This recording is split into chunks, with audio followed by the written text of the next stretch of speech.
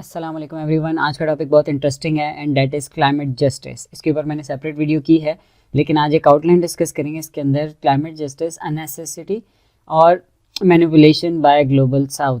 ठीक है, आपने एक साइड लेनी है कि भाई एक ज़रूरत है कि या तो एक कोई मैनिपुलेशन है ग्लोबल साउथ की तरफ से क्लाइमेट जस्टिस। तो अब देखेंगे हम क्लाइमेट जस्टिस होता है क्या और हम कौन सी साइड लेते हैं। हम साइड ये लेते हैं भाई एक ज़रूरत है एक दौर के अंदर, क्लाइमेट कैटास्ट्रॉफीज़ के अंदर climate justice is a need. ठीक है, सबसे पहले आप इंट्रोडक्शन लिखेंगे। Let's start. इंट्रोडक्शन के बाद आप क्या करेंगे, इस टर्म को एक्सप्लेन करेंगे। ऑब्वियसली आपको तो पता तो होना चाहिए क्लाइमेट जस्टिस का आइडिया है क्या। तो conceptualizing the idea of climate justice, global south is most affected by the climate threat concept driven from environmental racism के अंदर से एक कॉन्सेप्ट निकला था। शुरू में ये होता था कि जो वेस्ट के अंदर, यूएस के अंदर ब्लैक्स होते थे, उनकी जगह पे जाके ना कचरे को डंप किया जाता था ओवरऑल वेस्ट के अंदर। तो वहाँ से एक कॉन्सेप्ट आया था एनवायरमेंटल रेसिज्म का। उसमें से फिर ये आहिस्ता आहिस्ता इवॉल्व होते होते क्लाइमेट जस्टिस का कॉन्सेप्ट मतलब ग्रो इवॉल्व हुआ था। फिर एक रिपोर्ट आई थी, green house gangsters versus climate justice. इसमें यह था कि 1999 के अंदर रिपोर्ट आई थी, मतलब इसने यही हाईलाइट किया था, एक साइड पे ग्रीन हाउस गैंगस्टर्स हैं जो कि ग्रीन हाउसेस प्रोड्यूस करते हैं, और दूसरी साइड पे क्लाइमेट जस्टिस जो क्लाइमेट के साथ हैं। अब क्लाइमेट जस्टिस को ना मतलब काफ़ी इसके ब्रॉड होराइजन है। अगर एक तरीके से हम ये देख सकते हैं, सबसे पहला कॉन्सेप्ट तो मतलब चार पिलर्स को देख लेते हैं, उससे हमें समझ आ जाएगा कि ओवरऑल क्लाइमेट जस्टिस का कॉन्सेप्ट है क्या। चार पिलर्स ये श्रीवास्तव ने बताए थे। इसमें सबसे पहले आ जाता है इंटरजेनरेशनल इनजस्टिसेस, कि आगे वाली जो जनरेशन आ रही है वो उसके साथ इंजस्टिस हो रहा है, उसके साथ क्लाइमेट मतलब इंजस्टिस हो रहा है। उसके जब हम करंट सिचुएशन में रह के इमिशंस को कम नहीं कर रहे तो आने वाली जनरेशन्स को डिजास्टर्स फेस करना पड़ेंगे, और वो उनके साथ इंजस्टिस हो रहा है। ये पहला हो गया। दूसरा है डिस्ट्रीब्यूशनल, कि जो overall asymmetric distribution of green house gases है ना, जो एसिमेट्रिक डिस्ट्रीब्यूशन है, इसको जेसन निकल अपनी बुक में बताता है द डिवाइड के अंदर। वो आगे हम देखेंगे कि एसिमेट्रिक इफेक्ट्स होते हैं आपके क्लाइमेट चेंज के। ग्रीन हाउस गैसेज अलग ज़्यादा, पाकिस्तान 0.8 इमिशंस करता है, 0.8% इमिशंस कंट्रीब्यूशन है पाकिस्तान की ग्लोबल वार्मिंग के अंदर। ठीक है, ग्लोबल वार्मिंग का मतलब ग्रीन हाउस गैसेज की कंट्रीब्यूशन पाकिस्तान की सिर्फ 0.8% है, लेकिन पाकिस्तान की जो डिजास्टर्स फेस करता है वो मतलब बहुत ज़्यादा डिजास्टर्स फेस करता है। तो इस मसला मतलब ये है कि डिस्ट्रीब्यूशनल क्लाइमेट जस्टिस का एक कैटेगरी आती है, एक पिलर आती है, जिसमें हम ये जस्टिफाई करते हैं कि भाई डिस्ट्रीब्यूशन एसिमेट्रिक होती हैं, तो क्लाइमेट जस्टिस की ज़रूरत है कि जिसने कम इमिशंस किए उनको उसको ज़्यादा सपोर्ट किया जाए। फिर आ जाता है प्रोसीजरल के अंदर ये आता है कि ओवरऑल जो इमिशंस करने वाले हैं ना, कौन कितनी इमिशंस कर रहा है, उसका प्रोसीजर क्या है। जैसे पूरा वेस्ट के अंदर इंडस्ट्रियल रेवोल्यूशन जो आया, उसकी वजह से जो ओवरऑल आपकी क्लाइमेट जो ग्रीन हाउस गैसेज थी, ग्रीन हाउस इमिशंस थी, वो क्लाइमेट उन्होंने ज़्यादा की हैं, जो कि आप वहाँ पे वेस्ट बैठी है। वेस्ट आपके ग्लोबलाइज्ड वर्ल्ड जो है, डेवलप वर्ल्ड। फिर रिकग्निशन का मतलब ये आता है कि ओवरऑल क्लाइमेट जस्टिस के अंदर एक पिलर है रिकग्निशन का, मतलब है कि ओवरऑल रिकग्नाइज करवाया जाए कि climate justice, climate change is an issue, climate change के इशू को, ग्लोबल वार्मिंग के इशू को कंसीडर किया जाए और उसके ऊपर एफर्ट्स की जाएँ और पूरी कंट्रीज इसके ऊपर काम करें। ठीक है, तो ये तो कॉन्सेप्ट हो गया क्लाइमेट जस्टिस के। एक तो इनसे एसिमेट्रिक डिस्ट्रीब्यूशन है, आने वाली जनरेशन के साथ इनजस्टिस हो रहा है, और लोगों जिन्होंने कंट्रीब्यूशंस किए हैं, लार्ज कंट्रीज बड़ी ज़्यादा कंट्रीब्यूशन करती हैं और वो कम फेस करती हैं उसके डिजास्टर। तो ये सारा ओवरऑल जो कॉन्सेप्ट है ये क्लाइमेट जस्टिस का है। अब हमने यहाँ पे ये डायरेक्शन ली है, ये एक आर्ग्यूमेंट किया है कि क्लाइमेट जस्टिस जो है ना is a need, is a necessity in this era of climate catastrophes. ठीक है, अब कैसे किया, अब इसको प्रूफ करेंगे। सबसे पहला आर्ग्यूमेंट है asymmetric effects of the climate change on global south is by the Jason Nickel in his book the divide. उसने ये बताया, जेसन निकल ने, कि 83% of the deaths related to the climate change happened in countries with lowest carbon emissions. जहाँ पे होती है वहाँ पे 83% डेथ्स होती है। तो इसका ये मतलब है कि क्लाइमेट चेंज जो एक थ्रेट है, कन्वेंशनल थ्रेट है, ये एसिमेट्रिक इफेक्ट्स होते हैं इसके। ये नहीं कि आपने अगर ज़्यादा इमिशंस किए, आप अगर ज़्यादा उसके कॉज को इफेक्ट ग्रूम वो कर रहे हो, बूस्ट कर रहे हो, तो आपको ज़्यादा नुकसान झेलना पड़ेगा, ऐसा कुछ भी नहीं है। तो ये एक बहुत इंपॉर्टेंट पॉइंट है कि अगर क्लाइमेट जस्टिस नहीं होगा, यहाँ पे हमने ये आर्गूमेंट दिया, क्लाइमेट जस्टिस नहीं होगा तो ये एसिमेट्रिक डिस्ट्रीब्यूशन इफेक्ट को कौन टैकल कर सकता है। सबसे पहला आर्गूमेंट ये है। ठीक है, दूसरा उसने बताया 558 billion tons of carbon emissions in total and 70% came from the industrialised country economies. Industrial economies ने 70% कंट्रीब्यूशन किया है क्लाइमेट, ये जो ग्रीन हाउस गैसेज होती हैं। तो ऑब्वियसली अगर उन्होंने इतनी ज़्यादा डिस्ट्रीब्यूशन की है, इन्होंने इतनी ज़्यादा इमिशंस की हैं और उसके नुकसान दूसरे कंट्रीज़ को जो उतारने पड़ रहे हैं, तो ये तो मतलब एसिमेट्रिक डिस्ट्रीब्यूशन, ये तो जस्टिस नहीं हो रहा ना। तो इसके अंदर इस मूवमेंट को, इसको जस्टिफाई, इस मूवमेंट को प्रमोट करने के लिए क्लाइमेट जस्टिस बहुत इंपॉर्टेंट पॉइंट है, पहला हो गया। दूसरे नंबर पे inability of the global south in tackling climate crisis. दूसरा पॉइंट ये है कि क्लाइमेट जस्टिस इसलिए ज़रूरी है क्योंकि ग्लोबल साउथ क्लाइमेट क्राइसिस के साथ टैकल नहीं कर सकता, खुद से टैकल नहीं कर सकता, उसकी इकॉनमी शैटर्ड है, उसके पास इतनी कैपेबिलिटी नहीं है, इतनी रिसोर्सेज नहीं है कि वो डील कर सके, इसीलिए वो क्लाइमेट जस्टिस के आर्गूमेंट को बूस्ट करते हैं। Less developed nations have low GDP and can not invest in the climate adaptation and resilience mechanism के अंदर वो इन्वेस्ट नहीं कर सकता है। वर्ल्ड बैंक की रिपोर्ट है 2022 की, वो ये बताती है Pakistan needs 348 billion to stop climate induced disaster still 2030। Pakistan की तो थोड़ी सी ज़्यादा जीडीपी है टोटल पूरे साल की, तो इतनी ज़्यादा वो क्लाइमेट के टैकल करने के लिए कहाँ से लेके आएगा। तो ऑब्वियसली बात है कि ये इनप्रैक्टिकल बात है और इसके लिए हमें ज़रूरत है क्लाइमेट जस्टिस मूवमेंट की, जो कि हमने ऊपर डिस्कस किया है। इसी के तो आर्ग्यूमेंट में हम ये बात कर रहे हैं कि एक नीड है ये।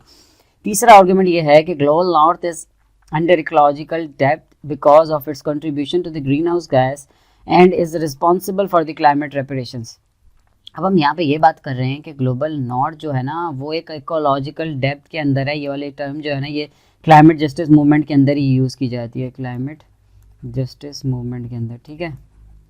ये एक टर्म है इकोलॉजिकल डेप्थ मूवमेंट के, उसके पिलर्स के अंदर आती है कि वो क्या करते हैं, क्योंकि ग्रीन हाउस गैस जैसे मैंने बताया ना इमिशंस जो हैं वो रिस्पॉन्सिबल उन्होंने किए हैं डेवलप कंट्रीज में, और वो रिस्पॉन्सिबल है क्लाइमेट रेपरेशंस के ऊपर कि वो क्लाइमेट रेपरेशंस दें, वो क्लाइमेट फाइनेंस दें, वो क्लाइमेट का अपना डेप्थ को उतारें। उनके जो कार्बन फुटप्रिंट्स हैं वो बहुत ज़्यादा हैं, ठीक है। UNFCCC report 2022 said that analysis of the NDCs national determined contributions जो है वो ये बताती हैं कि वर्ल्ड अभी भी 2.5 सेंटीग्रेड तक राइज इन टेम्परेचर हो जाएगा क्योंकि ग्रीन हाउस गैस इमिशंस इतने ज़्यादा हो रहे हैं। और ग्रीन हाउस गैस इमिशंस कहाँ से हो रहे हैं, अगर उसका ग्राफ देखा जाए सारा ट्रेंड किसकी तरफ है, डेवलप कंट्रीज़ की तरफ है। तो वो एक इकोलॉजिकल डेप्थ के अंदर है, उनके ऊपर क्लाइमेट का एक उधार है जो उनको चुकाना पड़ेगा, जो कि वो क्लाइमेट रेपरेशंस के थ्रू चुका सकते हैं और लोग कंट्रीज़ को एड देंगे। और ये किस तरीके से पूरा होगा, यही तो आर्ग्यूमेंट है क्लाइमेट जस्टिस का।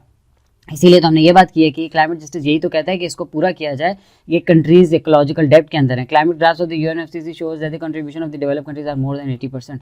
तो यही बात हमने की है कि क्लाइमेट जस्टिस इसलिए ज़रूरी है ताकि कंट्रीज़ इकोलॉजिकल डेप्थ को अपना पूरा करें, क्योंकि उन्होंने क्लाइमेट को हैम्पर किया है, क्लाइमेट को ख़राब करने में उनका किरदार सबसे ज़्यादा है। फिर आ जाता है limitations of the advance climate control technologies and renewable energy. अब यहाँ पे हमने ये बात की है कि टेक्नोलॉजी जो एडवांस क्लाइमेट कैप्चर टेक्नोलॉजीज़ हैं, जो रिन्यूएबल एनर्जीज़ हैं, जितना कार्बन कंट्रोल का मैकेनिज्म है, जो भी हमारी एडवांस टेक्नोलॉजीज़ हैं, वो लिमिटेशंस हैं उनकी, और वो इनकैपेबल हैं अभी क्लाइमेट चेंज को रोकने में, ठीक है। ये वाला आर्गूमेंट हमने दिया है, और इस आर्गूमेंट को इसलिए दिया है कि ये इनकैपेबल हैं, तो क्लाइमेट जस्टिस हो इतनी इसलिए ज़रूरी है ताकि वो इस चीज़ को ओवरकम कर सके। अगर क्लाइमेट जस्टिस नहीं होगा, क्लाइमेट जस्टिस मूवमेंट नहीं होगी, तो ये वाली बात को कौन उठाएगा कि ये जो लिमिटेशंस को कौन हाईलाइट करेगा, और लिमिटेशंस को पूरा करना है। अब यहाँ पे हम रिपोर्ट देख रहे हैं IEA इसके 2050 का रोड मैप है कि 3x स्केल 3 गुना ज़्यादा होना पड़ेगा रिन्यूएबल्स को एनुअली टिल 2030 के अंदर, and 59x scales up of carbon capture system and storage till 2030। अगर आपने इन चीज़ों को रोकना है, अगर आपने ग्लोबल टेम्परेचर को 1.5 से कम रखना है, तो आपको ये करना पड़ेगा। ये जो IEA की रिपोर्ट है वो ये कहती है कि 3 गुना ज़्यादा करनी पड़ेंगी रिन्यूएबल्स पर एनम, और 59 गुना स्केल करना पड़ेगा कार्बन कैप्चर जो स्टोरेज का मैकेनिज्म है। तो ऑब्वियसली इससे पता चल रहा है कि ये तो इम्प्रैक्टिकल बात है, और अब रशिया यूक्रेन की वजह से ये 3x क्या होगा, ये तो बिल्कुल डिक्लाइन की तरफ चला गया। तो कोल पावर प्लांट्स को उन्होंने रिन्यू करना शुरू कर दिया। अब यहाँ दूसरी बुक की मैंने आर्गूमेंट दिया कि how to tackle climate disaster by the Bill Gates. ये कहते हैं कि ओवरऑल जो आपके नेचुरल वेज है ना, जो आप ये बोलते हैं कि हम ग्रीनरी कर देंगे, हम मैंग्रोव्स लगाएंगे, हम फॉरेस्टेशन करेंगे, हम ये सारी चीज़ें करके क्लाइमेट को कंट्रोल कर सकते हैं, तो इससे भी कंट्रोल नहीं होगा। ये वाज़े उसने स्टैटिस्टिक्स के साथ एक्सप्लेन किया है बिल गेट्स ने अपनी बुक के अंदर। और ये IEA की रिपोर्ट जो हमने ये बता रही है 2050 का रोड मैप दे रही है कि आपको इतना ज़्यादा स्केल करना पड़ेगा। इस वाली बात से वाज़े होता है कि रिन्यूएबल एनर्जीज और ये क्लाइमेट कैप्चर की जो टेक्नोलॉजीज़ हैं, they are limited, they have no capability of controlling climate change, तो वी नीड क्लाइमेट जस्टिस, ठीक है। इसलिए हमने ये आर्गूमेंट दिया, ठीक है, ये भी जस्टिफाई हो गया। फिर आ जाता है lethargic and lassitude demeanours of the global organisations on the climate threat as it is seen in the COPs के जो कॉन्फ्रेंस ऑफ पार्टीज होते हैं, इसके अंदर हम ये देख रहे हैं कि किस तरीके से लेथार्जिक एटीट्यूड इंटरनेशनल ऑर्गेनाइजेशंस का, ये ग्रीन वॉशिंग वाला कॉन्सेप्ट अब आगे हम देखेंगे कि किस तरीके से इसको मतलब कहना ये चाह रहे इंटरनेशनल ऑर्गेनाइजेशंस आपकी मतलब बाइज्ड व्यू रखती हैं, वो सपोर्ट करती हैं डेवलप कंट्रीज़ को। कोई प्रॉपर कोई एग्रीमेंट, कोई प्लेज, कोई कुछ मीट नहीं हो रहा। COP27 के अंदर भी से बातें हुई हैं, COP26 में बातें हुई हैं, सिर्फ क्लाइमेट जो पेरिस एग्रीमेंट था उसमें $100 बिलियन की बात हुई थी कि क्लाइमेट फाइनेंसिंग होगी, लेकिन 50% सिर्फ इम्प्लीमेंट हुआ है। तो इसमें तो कोई भी आपको ब्रेक थ्रू इवेंट नज़र नहीं आ रहा। तो इससे वाजे हो रहा है कि अगर इस तरह की हरकतें होंगी, इस तरह की ग्लोबल कॉपरेशन होगी, तो climate justice movement is necessary कि वो होनी चाहिए। अगर वो होगी तो ये कोई ना कोई किसी ना किसी तरफ लेके जाएंगे इस वाली बात को। फिर आ जाता है fossil fuels and carbon markets are controlled by the corporates और एमएनसीज। अब यहाँ पे ये बात हो रही है कि वो कॉर्पोरेट कल्चर, जो पूरा कॉर्पोरेट एमएनसीज है ना, ये बुक बहुत ज़बरदस्त एक्सप्लेन करती है कॉर्पोरेट इंटरफेरेंस को, ग्रीन वॉशिंग के कॉन्सेप्ट को। ये बुक है this changes everything, climate versus capitalism. ये ऑथर है, इन्होंने हाईलाइट किया है ओवरऑल आपकी hypocrisy of the MNCs and international organisations. आप इसमें भी ऐड कर सकते हैं इस बुक के रेफरेंस को, ये जो यहाँ पे मैंने ऐड किया, ठीक है, कि किस तरीके से ये एमएनसीज के साथ इन्वॉल्व हुई हुई हैं आपकी कंट्रीज़ भी इन्वॉल्व, इंटरनेशनल ऑर्गेनाइजेशंस इन्वॉल्व हैं, और ये सारे मिलकर जो है ना, मतलब अब सिंपल इसमें ये बात हो रही है कि अगर ये जो पेप्सी ने कंपेन शुरू की हुई है, ओवरऑल पेप्सी एमएनसीज है, पेप्सी ने कंपेन शुरू की हुई है कि इस तरह क्लाइमेट को हम कंट्रोल करें। सबसे ज़्यादा प्लास्टिक का जो प्रोड्यूस है, जो प्लास्टिक वेस्ट प्रोड्यूस करता है, वो पेप्सी है, और वो यही कह रहा है कि हम अपने ग्रीन एनवायरनमेंट को बचाएंगे। तो इस तरीके से जो हिपोक्रेसी इनकी चल रही है ना, ग्रीन वॉशिंग का कॉन्सेप्ट चल रहा है। ये लोग, इन्होंने अपनी टेक्नोलॉजी सेल करनी थी जिसमें ये रिन्यूएबल्स और ये सारा कॉन्सेप्ट लेके आए थे, और अल्टीमेटली इस चीज़ को बेसिकली वो क्लाइमेट जस्टिस के अंदर ही आता है, जस्ट ट्रांजिशन का कॉन्सेप्ट, कि वो फुलफिल नहीं हो रहा, कि ट्रांजिशन प्रॉपर तरीके से हो ही नहीं रही, ना हो सकती है, ठीक है। तो ओवरऑल यहाँ पे हमने किस चीज़ को हाईलाइट किया, कार्बन मार्केट्स और ये जो एमएनसीज का रोल है। अगर इसको कंट्रोल करना है, एमएनसीज को अगर आपने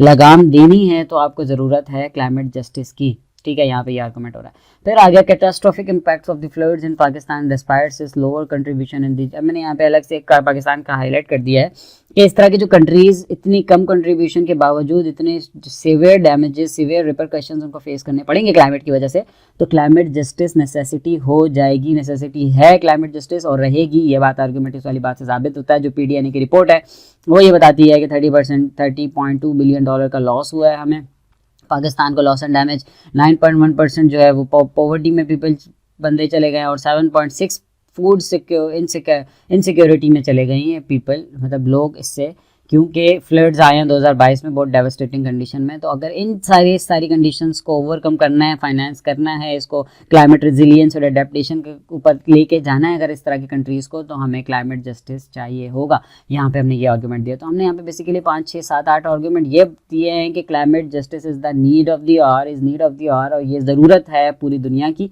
ठीक है, और इसके बगैर हम गुजारा नहीं हो सकता, ठीक है। और फिर हमने इससे पहले कुछ क्लाइमेट जस्टिस को थोड़ा सा ओवरव्यू किया था। आगे हम देखेंगे कि क्यों, कैसे ये आपकी मैनिपुलेशन हो सकती है, क्यों मैनिपुलेशन इसको कंसीडर किया जा रहा है। तो आज के लिए इतना वीडियो इसमें काफ़ी है। नेक्स्ट वीडियो में हम ये सारी चीज़ें, इसका नेक्स्ट टॉपिक डिस्कस करेंगे, उसका पार्ट 2 होगा। Thank you for listening. अल्लाह हाफिज़। Keep waiting for the next video.